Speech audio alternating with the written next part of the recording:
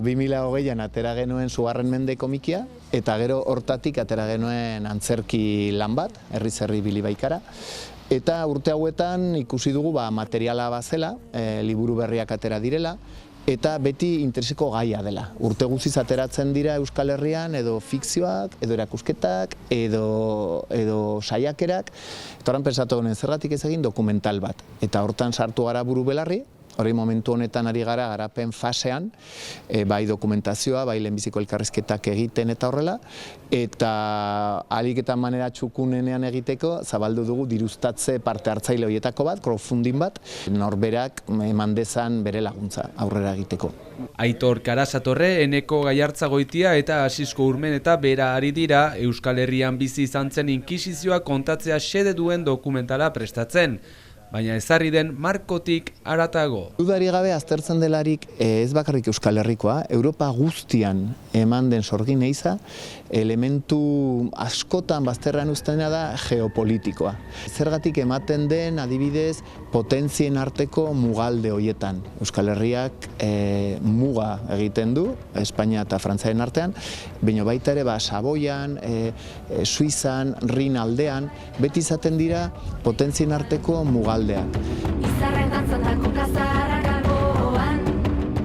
Sorginak beti izan dira, leku guztietan eta herri guztietan. Eta onerako ziren belargileak eta emaginak eta txarrerako begizko egile eta pozoiketariak. Jende jakin batzen, izena deitura eta jendeak jotzen zuen hoien gana.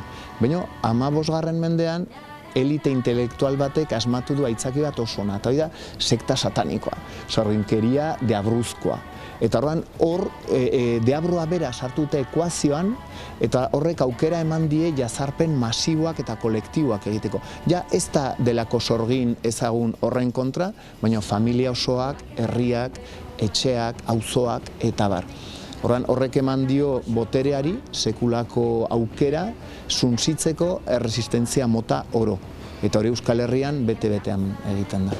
Inkisizioa pairatu duten eta gerora beren independentzia lortu duten herrialdeetan, inkisizioaren fenomenoa oso modu ezberdinean kontatu izan dela diote. Bere momenturik gorenean, Espainiako inkisizioak, nahi zoroitzen hori, 24 bat tribunal zeuzkan mundu guztian barrena.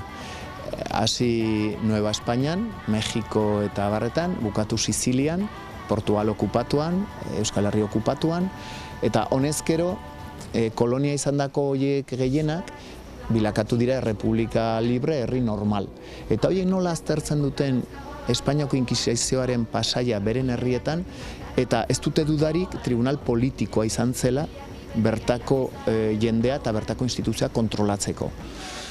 Gu ez gara oraino herri librea, eta horrengatik egiten den irakurketa ez da hurbildu ere egiten planteamendu horretara. Guk konplejori gabe elkarrizketatu ditugu Oxfordeko adituak, edo Chicagokoak, edo Mexikokoak, edo Sorbonakoak, eta denen artean nik uste ematen diotela koherentzia gure irakurketari. Tribunal guztiz politikoa izan zela, Carlos Emperadoreak momentu batez errantzuen bai, inkisidoreak okupatzen dira fede aferetan, beren nagusiek kontrakorik agintzen ez diegun bitartean.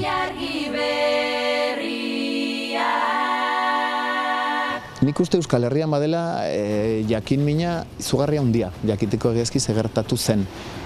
Nik uste afera itxi zela zauria sendatu gabe, nik uste psikologikoki izugarri latza izan dela, eta horregatik nik uste badela baino zerbait bakean uzten ez gaituena, eta beti eramaten gaituena gehiago ikertzera, edo eta horregatik lehenbiziko aldiz nik uste guk ikuspegi koherente bat eta berritzailea eman diogula aferari. Eta korapilo edo jakimin hori askatu eta asetzen laguntzeko nahia duzuenok, webgune honetan lagundu dezakezue proiektua suak errerik eta keak gorderik duena pantailara eramateko.